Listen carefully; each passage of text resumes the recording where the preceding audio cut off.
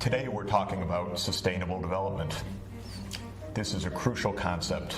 I think it's crucial for the world. But what does it mean? I think our starting point has to be how crowded our world is today. We're 7.2 billion people. The numbers have soared. We're up 10 times since the start of the Industrial Revolution. Billions more people are likely to be added to the world's population in the 21st century. This is making for a very complicated world, a world divided between great wealth and still crippling poverty, a world facing unprecedented environmental challenges. Sustainable development is really two ideas. One is a way to understand this complicated world. How do the economic, the social, the environmental, the political, the cultural factors fit together? And the second aspect of sustainable development is the idea of sensible goals for this crowded, interconnected planet.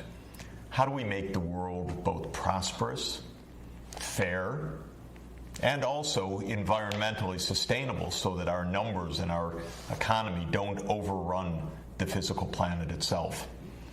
That's really the aim of the study of sustainable development, to understand the world and, of course, to help improve the world. And we need to get into that complexity. Any idea that there's one answer, one simple magic formula, one explanation, one force at work, we have to put that aside. We have to embrace complexity because we are talking about a complicated, interconnected set of relations of a world economy that now spans all parts of the world and connects all people, all businesses, technologies, in flows of trade, finance, ideas, advertising, production systems, but also connects us with the physical earth in unprecedented ways. Humanity actually changing the climate, changing what species survive on the planet, changing the chemistry of the oceans, changing the safety of the air, changing the access and availability of fresh water. It's an unprecedented situation. It's a fascinating situation. It will be the challenge of your generation. Let's see what we can figure out of all of this and how, through that knowledge, we can do something about it.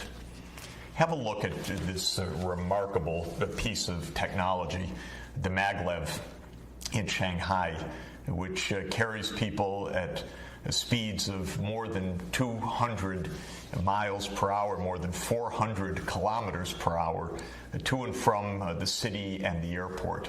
It's a magnificent piece of technology, a product of joint work of major leading engineering companies from Europe and those in China. It's been operating for the past decade. It is a kind of model of what sustainability can mean in the future, because if electric trains, these magnetic levitation trains, or fast intercity rail based on electricity, are powered by clean electricity, then we have a way of helping people to move, helping goods and services to move in a way that's safe for the environment.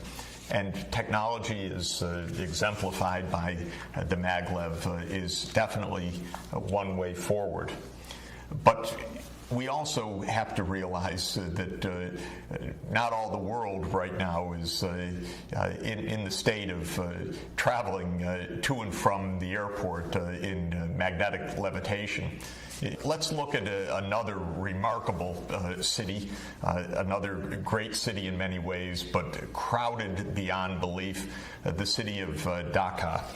You see crowds, bustle, and actually a kind of transport you can hardly find anywhere else in the world. I've experienced it. It is astounding to ride in a bicycle rickshaw or one of these buses on this incredibly crowded path.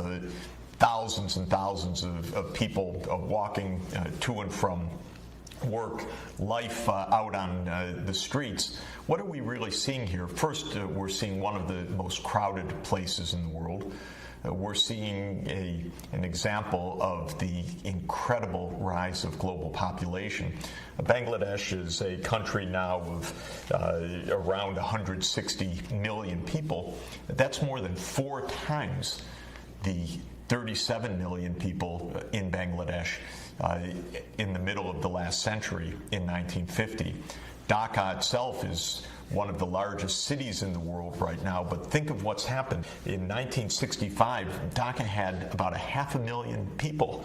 Today, Dhaka has more than 15 million people. You can imagine how the infrastructure has been completely overrun, how transport systems, water systems, sanitation systems, and all the rest are facing unbelievable stress with this kind of population increase. This is also part of the reality of our planet. How do you achieve sustainable development in a very low income, very, very crowded place like Bangladesh, especially taking into account how vulnerable low-lying Bangladesh is to the climate change ahead? So sustainable development for us, first, is a way to understand these complicated challenges. I think it's useful to think of there being 4 dimensions to that puzzle.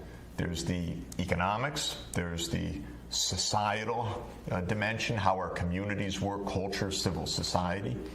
There's the natural environment, and there's our political or governance systems.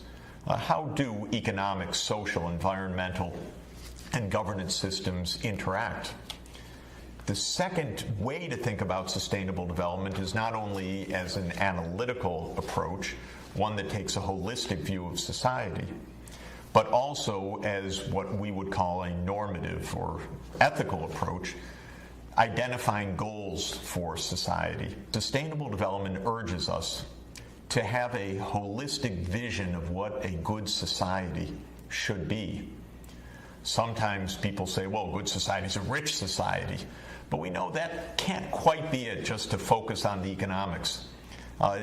If a country is rich on average, but all the wealth is held by very few people and most of the people are poor, I think most of us would say that's not a good society in the sense that we would aspire towards. So social inclusion is a second aspect of a good society, meaning that economic well-being is widely shared among different ethnic, religious, or racial groups in a country. It's shared between men and women, so there's gender equality. It's shared among regions of a country, so that there's not just one pocket of prosperity in a sea of poverty. A third aspect of what we would think to be a good society is one that is a good steward of the natural environment. We all know that if we break the physical systems of biodiversity, if we destroy the oceans, if we deforest the great rainforests, we're going to lose immeasurably. If we continue on a path that fundamentally changes the Earth's climate in a way that's unrecognizable for us in the way that humanity has developed, we're going to face grave dangers. So from a normative perspective, environmental sustainability certainly seems right if we care about the well-being of our children and future generations. And for most of us, we also care very much how government functions. People living in places with massive corruption, with lawlessness, where the politicians are not to be trusted, where government services are not fair, where there's massive discrimination, insider dealing, and so forth. This creates a lot of unhappiness. All over the world, people feel happier and better when they can trust their government. But unfortunately, in many places in the world, people don't trust their governments to be honest, to be fair, even to keep them basically secure. So from a normative perspective, We could say that a good society is not only a wealthy society, but is one that is prosperous and inclusive, environmentally sustainable, and well-governed. And our fundamental question will be, how can we take sustainable development as a goal, use our knowledge of the interconnections of the economy, of society, of the environment, and of governance to think through this crowded 21st century in a world of massive divisions of wealth and poverty, in a world of unprecedented environmental stress, but also in a world of maglevs and many, many other technological miracles. How can we find our way through this century to produce prosperity that is inclusive, that is sustainable, and that is according to decent governance with rule of law, transparency, and accountability? There are some very powerful ways forward to meet sustainable development as a goal, a shared goal for the planet.